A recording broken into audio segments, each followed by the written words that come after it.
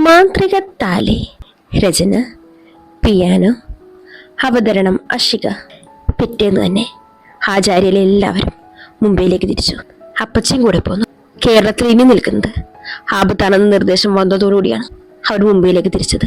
ഹാനിനെ കാര്യം മനസ്സിലാക്കി ഒരു വിധമാണ് കൂടെ കൂട്ടിക്കൊണ്ടുവന്നത്. മുംബൈയിലെ വില്ലയിൽ എല്ലാവരും ഒത്തുകൂടി. കാശി കേസിന്റെ പുറകിലാണ്. ലിവിങ് ഏരിയയിൽ എല്ലാവരും ഇരുന്നു അപ്പോഴാണ് കാശിയുടെ അച്ഛൻ്റെ ഫോൺ ബെല്ലടിച്ചത്. കോൾ എടുത്തുകൊണ്ട് എല്ലാവരും ഒരു നോട്ട് ചെയ്തുകൊണ്ട് പറഞ്ഞു, അമ്മാമ്മയും മെഴി ഇന്നൊരു എയർപോർട്ടിൽ നിന്ന് കാർ അയക്കാൻ പറഞ്ഞ് വിളിച്ചതാ. ഇത് കേട്ട് മുത്തശ്ശി പറഞ്ഞു, എൻ്റെ ദേവി, നാട്ടിലേക്ക് പോയപ്പോൾ കുറച്ച് സമാധാനം ഉണ്ടായിരുന്നു. ഇനിയൊന്ന് തുമ്മാൻ പോലും അവരോട് ചോദിക്കാം. ആരവരോട് പറഞ്ഞു നമ്മൾ മുംബൈയിലേക്ക് വന്നു? മുത്തശ്ശൻ പറഞ്ഞു, എടി എൻ്റെ ചേച്ചി അത്രയ്ക്ക് ഭീകരിയൊന്നുമല്ല. എൻ്റെ കുഞ്ഞു പോയി, അല്ലെങ്കിൽ നല്ല മറുപടി പറഞ്ഞതിരി. ആ സാരമില്ല, പഴയ ആളല്ലേ, നമ്മളൊന്നും കണ്ടില്ലെന്ന് നടിച്ചാൽ മതി. ഉടനെ അപ്പച്ചി പറഞ്ഞു, ശരിയാ അവള് പറഞ്ഞത്. പിന്നെ കാശിയെ മിഴിയെ കൊണ്ട് കെട്ടിക്കാത്തതിന്റെ ചെറിയൊരു ചുരുക്കം കാണും. എന്തേലും ആവട്ടെ, ഹൃദ്രയുടെ വിടവ് അതൊരു വിടവ് തന്നെയാണ്. അവൾക്ക് പകരമാകാൻ ആർക്കും കഴിയില്ല എന്നും പറഞ്ഞ് മുത്തശ്ശൻ അകത്തേക്ക് നടന്നു. പുറത്ത് വണ്ടിയുടെ ഹോണിന്റെ ശബ്ദം കേട്ടിരുന്നു. എല്ലാവരും വെളിയിലേക്ക് നടന്നു. അപ്പച്ചി ആനയും കൂട്ടി കാറിന്റെ ഡോർ തുറന്ന് ഹാട്ടെത്തും തുറന്നു. ഒരു മധ്യവയസ്ക ഇറങ്ങി. തലമുടി ബൺ ചെയ്ത് കെട്ടിവെച്ചിരിക്കുന്നു. കറുപ്പ് മുടിയിൽ വെള്ളം നര ഇടകലർന്നുണ്ട്. മിതവായ വണ്ണവും കഴുത്തിൽ സ്വർണമാലയും വളയും. ക്രീം കളർ കോട്ടൺ സാരിയാണ് വേഷം. വട്ടക്കണ്ണാടി മൂക്കിലേക്ക് അല്പം കയറ്റി വെച്ചു. അവരെല്ലാവരെയും ഒന്ന് ഗൗരവത്തോടെ നോക്കി. അതേസമയം പുറകിലെ മറ്റൊരു ഡോർ തുറന്നു. ഒരു 10-28 വയസ്സ് പ്രായം തോന്നുന്നു. നിറമുള്ള ഒരു പെൺകുട്ടി ഇറങ്ങി. ജീൻസും കുർത്തയുമാണ് വേഷം. കാതിൽ 2 കല്ല് വെച്ച സ്റ്റഡ്, കറുത്ത കട്ടിയുള്ള പുരുകവും 2 കവിളിലും ചെറിയ മുഖക്കുരുക്കളും. മേൽച്ചുണ്ടിന് മുകളിലായി കറുത്ത കാക്കപ്പുള്ളിയുണ്ട്. അതാ മുഖത്തിന് ഭംഗിയേകുന്നു. ചതുരത്തിലുള്ള കണ്ണാടിയും സ്ട്രെയിറ്റ് ചെയ്ത മുടി പോണിറ്റയിൽ കെട്ടിവെക്കുന്നു. കയ്യിൽ സിൽവർ വാച്ചും. അവരെല്ലാരെയും നോക്കി പുഞ്ചിരി നോക്കി. ഡിക്കിൽ നിന്ന് ഡ്രൈവർ എടുത്തു വെച്ച ട്രോളി ബാഗും എടുത്ത് അവരുടെ മുന്നിലേക്ക് വന്നു. കാശിയടച്ചൻ പെട്ടെന്ന് തന്നെ ഡ്രൈവർക്ക് കൂലിയും കൊടുത്തു. അയാൾ അതും വാങ്ങി കാറും തിരിച്ചു. അമ്മാമ്മ എന്താ കാറിൽ വന്നത്? ഞങ്ങൾ അവിടേക്ക് കാർ അയക്കാൻ തുടങ്ങുമായിരുന്നു. നിങ്ങൾ തുടങ്ങിയതല്ലേ ഉള്ളൂ. അല്ലാതെ നിനക്കൊക്കെ ഒന്ന് അത്രയിടം വരെ വരാൻ ഭയങ്കര ബുദ്ധിമുട്ടല്ലായിരുന്നോ? അത് പിന്നെ നാട്ടിൽ വന്ന് കയറിയതല്ലേ ഉള്ളൂ. അമ്മാമ്മ അറിഞ്ഞില്ലേ കാശിയുടെ കാര്യം? അവർ കൈ ഉയർത്തി തടഞ്ഞുകൊണ്ട് പറഞ്ഞു, അതിനെക്കുറിച്ച് സംസാരിക്കാനുണ്ട്. മുത്തശ്ശി അവരെ അകത്തേക്ക് വിളിച്ചു. അവർ രണ്ടുപേരും ലിവിംഗ് റൂമിൽ സോഫയിലായിരുന്നു. ചെറിയമ്മ കുടിക്കാനായി ജ്യൂസ് നൽകി. പിന്നെ ഉച്ചക്ക് എനിക്ക് മീൻകൂട്ടി വേണം, ചോറ്. ചെറിയമ്മ മുത്തശ്ശി ഒന്ന് നോക്കി. അവർ കണ്ണടച്ച് കാണിച്ചു. നാത്തൂനെ, അത് കാശിയുടെ പെണ്ണ് പോയതുകൊണ്ട് 16 കഴിയാതെ മത്സ്യമാംസങ്ങൾ ഇവിടെ കഴിക്കാൻ പാടില്ല. അതിന് എനിക്ക് ആ പെണ്ണുമാര് ബന്ധമില്ലല്ലോ. പിന്നെ ഞാൻ എന്തിനു വിലയെടുക്കണം? ഞാൻ നിങ്ങളോട് പറഞ്ഞതാണ് മിഴി അവനെ കൊണ്ട് കെട്ടിക്കാൻ. അവൾക്ക് പഠിപ്പില്ലേ, പ്രതാപവും കുടുംബ മഹിമയും, പോരാത്തതിന് വക്കീലും. എന്നിട്ട് എവിടേക്കോ ഊരിന്തിന്റെ നിറന്നെ പിടിച്ച് കെട്ടിച്ച്. എന്നിട്ടിപ്പോ 1 വർഷം തികഞ്ഞില്ല, അതിനുള്ള മേലോട്ടും പോയി. എന്നിട്ടിപ്പോ എന്തായി? അവനിപ്പോ ഒരു 2ാം കെട്ടുകാരനായില്ലേ. എല്ലാവർക്കും അവരെ പേടിയായതുകൊണ്ട് ഒന്നും മിണ്ടിയില്ല. ആചാര്യയിലും മുത്തശ്ശന്റെ മൂത്ത ചേച്ചിയാണ് ഇവര്. മുത്തശ്ശനെ വളർത്തി വലുതാക്കിയത് ഇവരാണ്. കല്യാണം കഴിച്ചിട്ടില്ല.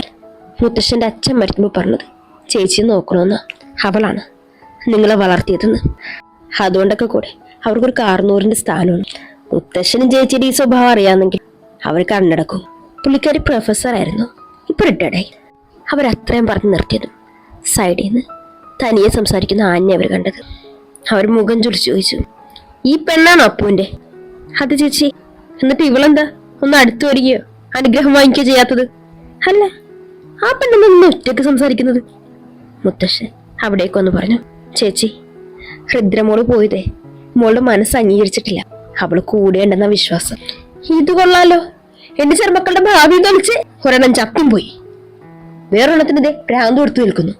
ഇതിനൊക്കെ വിശ്വസിച്ച് എങ്ങനെ കഴിയൂടെ? ഒന്നെങ്കിൽ ചങ്ങലക്കിടണം, അല്ലെങ്കിൽ ഭ്രാന്താശുപത്രി കൊണ്ട് ഇട്. എല്ലാവരും ഞെട്ടി. ഒരിക്കലും അവരങ്ങനെ പറയുമെന്ന് കരുതിയില്ല. കാശി ഫ്രഷായി അരയെ ടവറ് ചുറ്റി മറ്റൊരു ടവർ കൊണ്ട് തലയും തോർത്തി ബാത്റൂമിന്റെ ഡോറും തുറന്നു വന്നതും അവന്റെ മുന്നിൽ നിൽക്കുന്ന ആളെ കണ്ട് അവന്റെ ശരീരത്തിലേക്കാണ് അവളുടെ കണ്ണുകളെന്ന് മനസ്സിലാക്കി. അവൻ ഗൗരവത്തോട് ചോദിച്ചു, What the fuck? ഞാൻ നിന്നോട് പറഞ്ഞിട്ടുള്ളതല്ലേ മിഴി, എന്റെ പെർമിഷൻ ഇല്ലാതെ എന്റെ റൂമിൽ കയറരുതെന്ന്. അവള് പേടിച്ച് ഉമിനീരിറക്കി. അത് അത് പിന്നെ ഇച്ച മിഴി, ഐ ടോൾഡ് യു. നീ എന്നെ അങ്ങനെ വിളിക്കരുത്. എൻ്റെ പേര് മതി. സോറി. അറിയാതെ കാശിയേട്ടാ. അവനവളെ രൂക്ഷമായി നോക്കി പറഞ്ഞു. Get out. പെട്ടെന്ന് തന്നെ അവൾ മുറിയിൽ നിന്നിറങ്ങി വാതിലിന്റെ അടുത്ത് വന്നത് വിളിച്ചു പറഞ്ഞു. ഇച്ച സോറി കാശിയേട്ടാ. ആ ഹിപ്ചേനില്ലേ, അതെനിക്ക് ഇഷ്ടപ്പെട്ടു. അവൻ ദേഷ്യത്തിന് ഫ്ലവർ വേസിൽ തെറിഞ്ഞു. മിഴി ഓടിക്കതച്ച് നേരെ ഇടിച്ചത് ആണിന്റെ ദേഹത്താണ്. അയ്യോ, എവിടെ നോക്കിയാ മിഴി നീ വരുന്നത്? സോറി ചേച്ചി, ഞാൻ ഇച്ചയുടെ മുറിയിൽ നിന്ന് വന്നതാ. മിഴി, എന്റെ മാരി കേൾക്കണ്ട നീ ഇങ്ങനെ വിളിക്കുന്നത്. മിഴി പെട്ടെന്ന് അബദ്ധം പറ്റിയതുപോലെ രണ്ട് ചെവിയിൽ പിടിച്ചു പറഞ്ഞു. സോറി, ചേച്ചിയുടെ മാര് മാത്രമേ അങ്ങനെ വിളിക്കൂ. ഹാൻ സന്തോഷത്തോടെ പറഞ്ഞു. അവളെ കുളിക്കടവിൽ കാണും, ഞാൻ പോട്ടെ, ഒത്തിരി അലക്കാനുണ്ട്. നീയും വാ. ഞാനില്ല, ചേച്ചി പൊക്കോ. ഹാൻ പോകുന്നതും നോക്കി അവൾ തന്റെ റൂമിലേക്ക് വന്നു. അവിടെ അമ്മാമ്മ ഉണ്ടായിരുന്നു, ഇന്ദ്ര.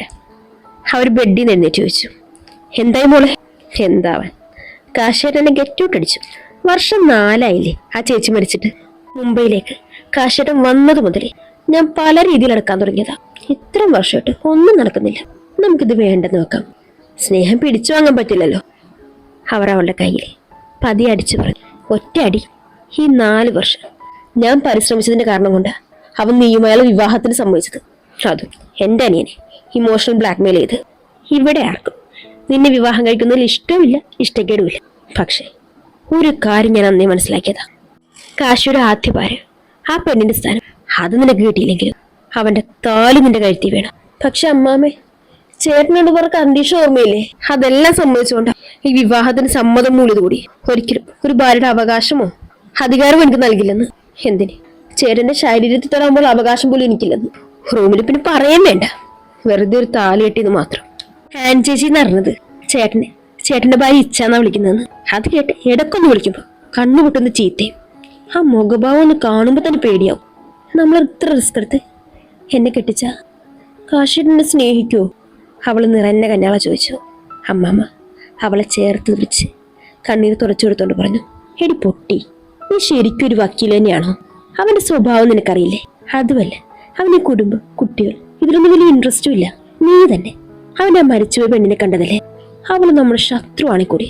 അവളൊരു ദേവതയായിരുന്നു. ആ പളങ്ക് പോലത്തെ പെണ്ണിനെ പോലും അവനൊന്നും തൊട്ടുപോലും നോക്കിയിട്ടില്ല. അങ്ങനെ നടന്നിരുന്നെങ്കിൽ അവരുടെ കല്യാണം കഴിഞ്ഞൊരു കുട്ടി ഉണ്ടായേനെ.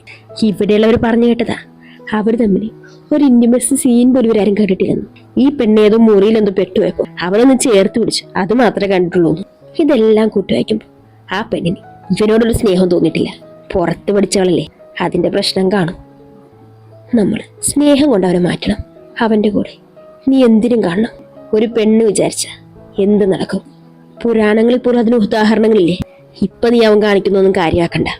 നിങ്ങളുടെ വിവാഹം ഉടനെ തന്നെ നടത്തണം. മോളോടായതുകൊണ്ട് അമ്മമ്മ തുറന്നു പറയാം. അവന്റെ താലി കഴുത്തി കയറിയ ഏത് വിധേനയും കാശിയുടെ കുഞ്ഞെ നിന്റെ ഉദരത്തിൽ നാം പെടണം. പിന്നെ അവൻ വന്നോളൂ. ഒരിക്കലും ഒരച്ഛനും തന്റെ മക്കളെ വേണ്ടെന്ന് വെക്കാൻ കഴിയില്ല. അതിലൂടെ നീയും അവന്റെ ജീവിതത്തിൽ കയറി പറ്റണം. അവൾ ചുവന്ന മുഖത്തോടെ പറഞ്ഞു. ശരിയാണ് കാശിയേട്ടനെ അപ്പച്ചൊരു വെഡിങ് ആനിവേഴ്സറി കണ്ടപ്പോൾ ഒരു അട്രാക്ഷൻ തോന്നി. പിന്നെ ആളുടെ ഭാവം, നോട്ടം, എല്ലാം ഏതൊരു പെണ്ണും കൊതിക്കും. കല്യാണം ഒലിച്ചു വന്നപ്പോൾ എന്നെ മാറ്റി നിർത്തി മറ്റൊരു വിവാഹം കഴിച്ചപ്പോൾ എൻ്റെ അല്ല എന്ന് തീരുമാനിച്ചതാ. പക്ഷെ വിധി കാശിയേട്ടൻ്റെ ഭാര്യയുടെ മരണത്തിലൂടെ എൻ്റെ മുന്നിൽ വന്നു. ഇനി എന്തു വന്നാലും കാശിയേട്ടൻ എനിക്ക് വേണം. ഞാൻ ഒരുപാട് ആഗ്രഹിക്കുന്നുണ്ട്. ഞങ്ങളുടെ കുടുംബം, കുട്ടികൾ, ചേട്ടന് നഷ്ടപ്പെട്ട എല്ലാ സന്തോഷവും എനിക്ക് നൽകണം. അമ്മാമ്മ അവളെ നെറ്റി ചുംബിച്ചു. കാശിയും ടീം മെമ്പേഴ്സും അവരുടെ കോൺഫറൻസ് മീറ്റ് അറ്റൻഡ് ചെയ്യുകയാണ്. മുതിർന്ന ഉദ്യോഗസ്ഥർ സംസാരിച്ചു തുടങ്ങി. It's been 4 years and we haven't got any evidence for GD leaving. So, ഇത് നമ്മുടെ ഡിപ്പാർട്ട്മെന്റിന്റെ ഒരു റെഡ് മാർക്കാണ്. എന്നിരുന്നാലും നമ്മുടെ മുമ്പത്തെ നാളുകളിലെ എഫിഷ്യൻസി മുൻനിർത്തി അവർ ഒരു ചാൻസ് കൂടി നമ്മുടെ ഡിപ്പാർട്ട്മെന്റിന് നൽകി. ഓഫീസേഴ്സ് കേരളത്തിലൊരു രഹസ്യ മീറ്റിംഗ് അറേഞ്ച് ചെയ്തിട്ടുണ്ട്. ഈ ടീമിലുള്ള എല്ലാവരും അതിൽ പങ്കെടുക്കണം. വീണ്ടും പല വിഷയങ്ങളും അവർ സംസാരിച്ചു. അവർ പിരിഞ്ഞു. ഓഫീസിലെ തന്നെ കാഫറ്റേരിയയിൽ തന്നെ 4 വരുന്നു. കവിത വയറും താങ്ങി പിടിച്ചു വന്നു. കസേരയിലായിരുന്നു. എൻ്റെ കവി ഒന്ന് പതിയെ നടക്ക് എന്നും പറഞ്ഞ് വംശി അവളുടെ വയറി താങ്ങി പിടിച്ച് ചെയറിലായിരുത്തി. എടാ, എനിക്ക് 4-ാം മാസം, കുഴപ്പമൊന്നുമില്ല. നീ എനിക്കൊരു കോഫി ഓർഡർ ചെയ്യും. ഈ കോഫി കൂടി കുറച്ച് ഓവറാണ് കേട്ടാ. പിന്നെ എന്താണെന്നറിയില്ലടാ, ഒരുപാട് ഇഷ്ടം ഈ കോഫി എന്നും പറഞ്ഞ് തിരിഞ്ഞു നോക്കിയതും 2 യുവാക്കളോട് സംസാരിച്ചുകൊണ്ട് അച്ചു വരുന്നു. അവൻ തൊട്ടടുത്ത ടേബിളിലായിരുന്നു. കവിത ഒരു പുച്ഛത്തോടെ പറഞ്ഞു. കേട്ടോ വംശി, അരുണേട്ടനെ വിവാഹം കഴിഞ്ഞ ഉടനെയൊന്നും കുട്ടി വേണമെന്ന് നിർബന്ധമൊന്നുമില്ലായിരുന്നു. പിന്നെ ചിലര് പറഞ്ഞു എനിക്ക് അമ്മയാവാനുള്ള യോഗ്യത പോലും ഇല്ലെന്ന്. എന്നാ പിന്നെ അമ്മയായിട്ട് കാര്യമുള്ളതെന്ന് ഞാൻ ഓർത്തു. എന്ത് ചെയ്യാനാ, ഇപ്പൊ ഏട്ടനും ഞങ്ങളുടെ കുട്ടികൾക്ക് വേണ്ടി കാത്തിരിക്കുക. കാശി കവിതയെ രൂക്ഷമായി നോക്കി. അത് കണ്ട് അടുത്ത് പറയാൻ വന്നവൾ ഒന്നടങ്ങി. അപ്പോഴേക്കും ഒരു ചെറുപ്പക്കാരൻ കവിതയുടെ അടുത്ത് വന്നിരുന്നു. നീ ഇവിടെ ഇരിക്കുകയാണോ? വാ. പെട്ടെന്നാണ് അച്ചുവിനെ അവൻ കണ്ടത്. ആരോ, നീ ഇന്ന് ലീവാന്ന് പറഞ്ഞിട്ട്? ട്രെയിനി ആയതുകൊണ്ട് സാർ ഇടക്കിടക്ക് വിളിപ്പിക്കും. നിനക്ക് ആ സോഫ്റ്റ്വെയർ എഞ്ചിനീയർ ആയ പോരായിരുന്നു? ഇടയ്ക്കൊരു ലീവെങ്കിലും കിട്ടും. എന്തിനാ വെറുതെ ഹാക്കർ ഡിപ്പാർട്ട്മെന്റിൽ കയറിയത്? പോരാത്തതിന് ട്രെയിനിയും ഒരു ജോലി തന്നെ ചെയ്യുമ്പോൾ ബോറടിക്കില്ലേ? എനിക്ക് എപ്പോഴും മനസ്സ് എൻഗേജ്ഡ് ആയിട്ട് വെക്കണം, അല്ലെങ്കിൽ പല ഓർമ്മകളും മനസ്സിൽ വരും എന്നും പറഞ്ഞ് അവന്റെ കൂടെയുള്ളവരുടെ യാത്രയും പറഞ്ഞ് അവൻ ഓഫീസിലേക്ക് കയറി. പാവം, കാശിയുടെ വൈഫിന്റെ മരണം അവന് വിട്ടുമാറിയിട്ടില്ല. അത് ശരിയാ അരുൺ പറഞ്ഞത്. ആ വിഹിതമല്ലേ, മറക്കാൻ പ്രയാസം കാണും. അവൻ ദേഷ്യത്തെ കവിതയോട് പറഞ്ഞു. Past is pass. അവൻ നിന്റെ മുൻ ഭർത്താവായിരുന്നു. ഇപ്പൊ നിയമപരമായി നിങ്ങൾ സ്വതന്ത്രമാണ്. അതുകൊണ്ട് അവന് മോശമായി എന്ത് തന്നെയാണെങ്കിലും സംസാരിക്കാൻ നിനക്കൊരു അവകാശമില്ല. ഞാൻ തന്നെ ഇവിടെ വർക്ക് ചെയ്യുമ്പോൾ കണ്ടിരുന്നു നീ എന്നെയും കൂട്ടി അവന്റെ മുന്നിൽ ഒരു കോപ്രായങ്ങൾ കാണിക്കുന്നത്. ഭാര്യ എന്ന നിലയിൽ അവൻ നിന്നെ ചതിച്ചതിന്റെ അമർഷം കാണാൻ നിനക്ക് എന്നും പറഞ്ഞ് ഒരു മനുഷ്യന്റെ നിസ്സഹായ അവസ്ഥയെ ഇങ്ങനെ ചൂഷണം ചെയ്യരുത് എന്നും പറഞ്ഞ് അരുൺ പുറത്തേക്ക് പോയി. കവിത മുഖം വീർപ്പിച്ചുകൊണ്ട് അവന്റെ പുറകെ നടന്നു. കാശി അതൊന്നും മൈൻഡ് ചെയ്യാതെ കോഫി കുടിച്ചു. ഉടനെ വംശിയുടെ ഫോൺ ബെല്ലടിച്ചു. സ്ക്രീനിൽ ഡോക്ടർ പൗലോസ് തരകൻ. ഹലോ. അവൻ അദ്ദേഹം പറയുന്നതെല്ലാം കേട്ടതിന് ശേഷം ഫോൺ കട്ട് ചെയ്തു. അവന്റെ കണ്ണിൽ നനവ് പടർന്നു. അത് കണ്ട് കാശി ചോദിച്ചു, ഡോക്ടർ എന്ത് പറഞ്ഞു? ഹാനിന്റെ ഈ അവസ്ഥക്ക് മാറ്റം വരാൻ ഒരു കുഞ്ഞ് നിങ്ങളുടെ ഇടയിലേക്ക് വന്നത് നല്ലതാന്ന് പറഞ്ഞു. പറഞ്ഞ നാളെ മുതൽ ഞങ്ങൾ കാത്തിരിക്കുകയാണ്. പൊതുവെ അവളെ കാണുന്നവർക്ക് അവൾ പഴയ ആൻ തന്നെയാണ്. പക്ഷെ ഏട്ടത്തി ആ ജീവിതത്തിൽ നിന്ന് മാറിയിട്ടില്ല. ഇടയ്ക്ക് ഞാൻ ഓർക്കും അവൾ എന്ത് ഭാഗ്യവതിയാണെന്ന്. അവളുടെ ലോകത്ത് ഏട്ടത്തിയെ കാണാം, സംസാരിക്കാം. നമുക്ക് മാത്രം അതിന് കഴിയുന്നില്ല. നമുക്ക് മാത്രം എന്താല്ലേ ഈശ്വരൻ ഇങ്ങനൊരു വിധി തന്നത്. കാശി അവനെ ഒന്ന് നോക്കിയിട്ട് പുറത്തു കെട്ടി. പിറ്റേന്ന് കാശി, മിഴി, ആൻ, വംശി 4 പേര് മാളിലേക്ക് വന്നു. ഇടയ്ക്കിങ്ങനെ ഷോപ്പിംഗ് ഉള്ളതാ. ഹാൻഡ് ഡ്രസ്സ് എടുക്കാൻ തുടങ്ങി. ഒരു ടോപ്പ് എടുത്ത് തിരിഞ്ഞ് ഹൃദ്രയെ വിളിച്ചു. മാരി, ഈ ഡ്രസ്സ് കൊള്ളാവോ? അവൾ ആകെ മൊത്തം ഒന്ന് നോക്കി. എന്നിട്ട് പറഞ്ഞു, എനിക്കിഷ്ടപ്പെട്ടില്ല, നിനക്ക് വിളിച്ചാ ഓക്കെ എന്നും പറഞ്ഞ് ഹൃദ്ര അവിടെ നിൽക്കുന്ന പയ്യന്മാരെ നോക്കി. മാരി, നാണമില്ലല്ലോ ചേട്ടൻ, കാണണ്ട നിന്റെ വായി നോട്ടം. പിന്നെ ഇച്ചേനെ പിടിച്ച് തിന്നു. ഇത് പൊട്ടി. ഇതൊക്കെ ഓരോരുത്തരുടെ ഇഷ്ടങ്ങളാണ്. അല്ലാതെ കെട്ടിയെന്നും പറഞ്ഞ് എന്റെ സ്വഭാവമൊന്നും ഞാൻ മാറ്റാൻ പോണില്ല. അതെനിക്കറിയാലോ. പിന്നെ ആ മിഴിക്ക് ചേട്ടനോടൊരു ചായ വേണ്ടെന്ന് തോന്നുന്നു. ഇടക്കുള്ള അവളൊരു ഇച്ചാവിളി. ആള് സാധുവാണ്, പക്ഷെ തള്ളയുടെ വാലാണ്. 2 കൂടി ആ മുറിക്കകത്ത് അടയിരിപ്പാണ്. അവരെ അടയിരിക്കട്ടടി, നമുക്ക് നോക്കാം. പിന്നെ നീ ഇഷ്ടമുള്ളത് നോക്കാം. ഞാനൊന്ന് വാഷ്റൂമിൽ പോയിട്ട് വരാം എന്നും പറഞ്ഞ് ഹൃദ്ര ഓടി. നീ വായോ, വെച്ചിട്ടുണ്ട്. അവൾക്ക് ഷോപ്പിങ്ങിന്റെ പരിപാടിയൊന്നും ഇഷ്ടം. അതിന് എൻ്റെ ഒരു രക്ഷപ്പെട്ടതാ കാണുന്നത്. വംശി വരുമ്പോ ഞാൻ ഒറ്റയ്ക്കിരുന്ന് സംസാരിക്കുന്നു. 2-3 പേര് അവള് നോക്കുന്നുണ്ട്. അവനൊരു കോൾ വന്നുകൊണ്ട് പോയതാണ്, അല്ലെ ഒറ്റക്കാക്കില്ലായിരുന്നു. എടി, നീ ഡ്രസ്സ് എടുത്തോ? ബെസ്റ്റ്.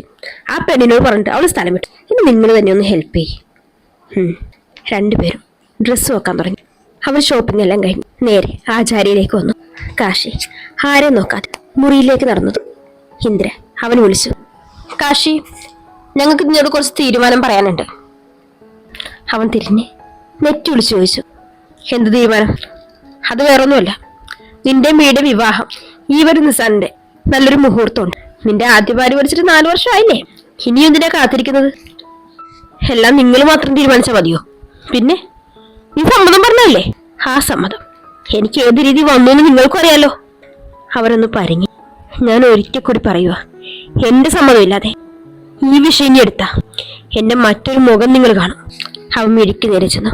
അവന്റെ ദേഷ്യം കണ്ട് അവൾ പേടിച്ച് ഉമിനീരിറക്കി. അത് കണ്ട് അവൻ ഒരു നിമിഷം ഹൃദയോർത്തു.